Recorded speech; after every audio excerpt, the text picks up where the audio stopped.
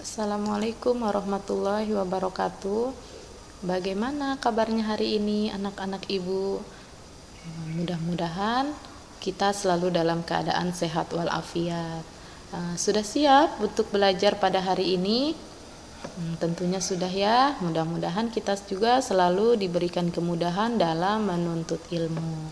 Baiklah, pada kesempatan ini pada mata pelajaran akidah akhlak di kelas 7, Ibu akan menyampaikan materi keteladanan Nabi Sulaiman alaihissalam. Adapun tujuan pembelajaran pada materi ini adalah di sini ada 6 poin tujuan dari pembelajaran pada materi ini. Salah satunya setelah mempelajari materi ini, siswa mampu menjelaskan kisah Nabi Sulaiman dan umatnya dengan benar. Ini keteladanan Nabi Sulaiman alaihissalam.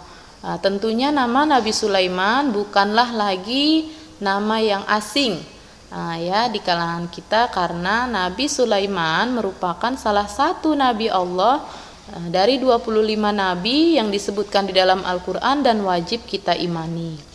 Nabi Sulaiman merupakan Nabi dari keturunan Nabi Ibrahim alaihissalam. Beliau adalah putra dari Nabi Daud alaihissalam. Kisah Nabi Sulaiman ini dikenal dengan kehebatannya. Kenapa demikian? Karena Nabi Sulaiman merupakan Nabi dan kekasih Allah yang kaya raya. Beliau memiliki kerajaan yang sangat mewah dan megah. Di samping itu, Nabi Sulaiman memiliki beberapa mukjizat. Yang pertama, mukjizatnya adalah mengetahui bahasa binatang.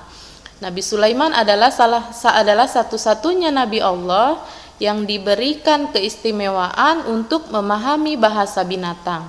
Beberapa contohnya, Nabi Sulaiman mampu berbicara dengan burung hudhud. Juga Nabi Sulaiman memahami bahasa semut. Mukjizat yang kedua yaitu Nabi yang paling kaya raya di sepanjang peradaban. Jadi Nabi Sulaiman merupakan Nabi Allah yang diberikan kekayaan yang luar biasa, sehingga beliau memiliki kerajaan yang mewah dan menjadi seorang raja dari kerajaannya tersebut. Beliau memiliki istana yang sangat mewah. Mukjizat selanjutnya yaitu Nabi Sulaiman memiliki pasukan yang kuat. Pasukan Nabi Sulaiman bukan hanya dari kalangan manusia saja, bahkan jin juga menjadi pasukan dari Nabi Sulaiman. Jadi manusia dan jin itu yang merupakan pasukan Nabi Sulaiman patuh kepada Nabi Sulaiman. Mukjizat yang selanjutnya yaitu mampu mengendarai angin sesuai dengan perintahnya. Jadi kendaraan Nabi Sulaiman adalah angin. Jadi angin ini merupakan kendaraan yang paling cepat di antara kendaraan-kendaraan yang lain. Demikianlah beberapa mukjizat Nabi Sulaiman yang diberikan Allah kepada beliau. Sebagaimana nabi-nabi yang lain, dari kisah Nabi Sulaiman ini kita dapat mempelajari beberapa sifat-sifat Nabi Sulaiman tersebut yang dapat kita teladani. Yang pertama yaitu Nabi Sulaiman memiliki rasa malu kepada Allah. Kenapa Nabi Sulaiman merasa malu kepada Allah?